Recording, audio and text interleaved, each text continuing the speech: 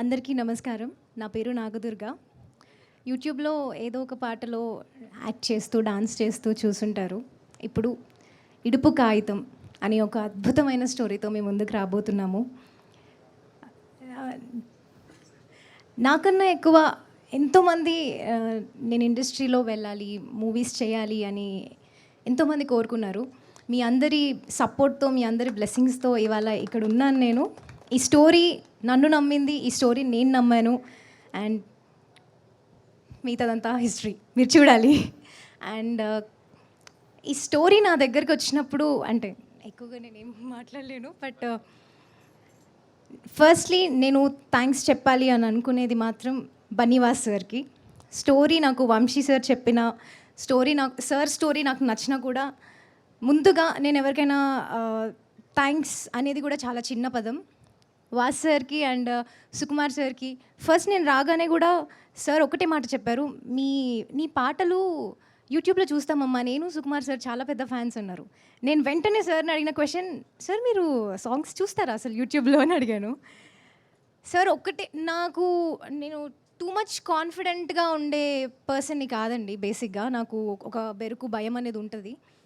ఒకటే మాట చెప్పారు, టాలెంట్ అనేది ఎక్కడున్నా కూడా అది వచ్చేస్తుంది. అది యూట్యూబ్ పాట కానీ ఏదైనా కూడా టాలెంట్ అనేది ఉంటే అది ఎక్కడికి వెళ్ళాలో అక్కడ రీచ్ అయిపోతుంది అని అప్పుడు ఇచ్చారు నాకు confidence.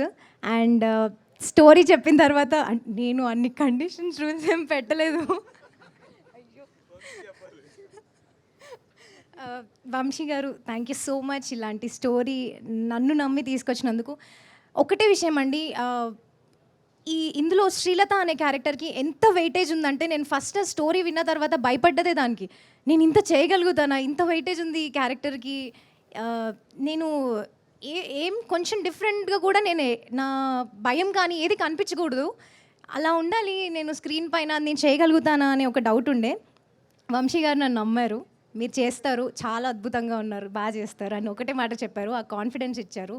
Thank you sir, thank you so much. And Sukumar గారు ఈజ్ ద స్వీటెస్ట్ అని నేను చెప్పగలుగుతాను. ఎందుకంటే నాకు యూట్యూబ్లో సాంగ్స్ చేసే ఒక అమ్మాయి అండ్ కూచిపూడి డాన్సర్, చిన్నప్పటి నుంచి ఇదే ఫీల్డ్ ఇందులో ఉన్న అమ్మాయిని నమ్మి తీసుకొచ్చి నా 25th బర్త్డే సార్తో జరుపుకున్నాను. సార్ నాకు బొకే ఇచ్చి కేక్ కట్ చేపించారు. అంతకన్నా నాకు ఇంకేం కావాలి, నాకు అంతకన్నా ఒక బెస్ట్ ఎంట్రీ ఏముంటుంది అని అనిపించింది.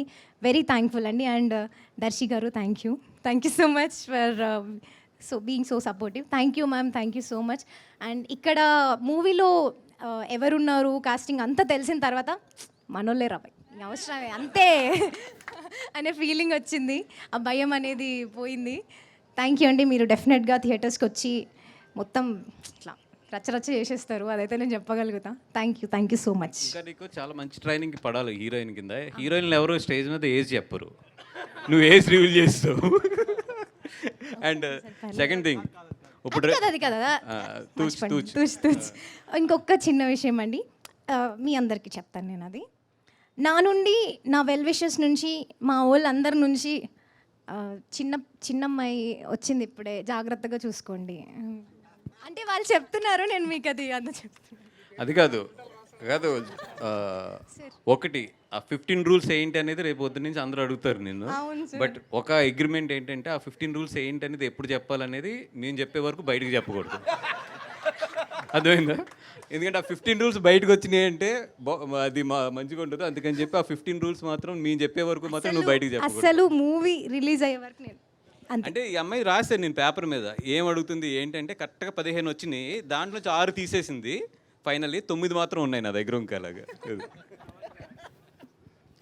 థ్యాంక్స్ అండి. ఒక్క నిమిషం దర్శిపై మాట్లాడే ముందు ఒక నిమిషం మాట్లాడతాం. అందరూ సుకుమార్ గారికి, వాస్ గారికి థ్యాంక్స్ చెప్తున్నారు, కానీ ఒకరికి ప్రత్యేకంగా చెప్పాలి. మా ఆడబిడ్డ తబిత గారు. ఆడబిడ్డ ఎందుకంటున్నానంటే అందరూ తోడబుడతారు, అన్నీ చేస్తారు, ఆమె నమ్మి చేస్తున్నాం, ఇది మనం చేస్తున్నాం అంతే అన్న మా అక్క, మా చెల్లె, మా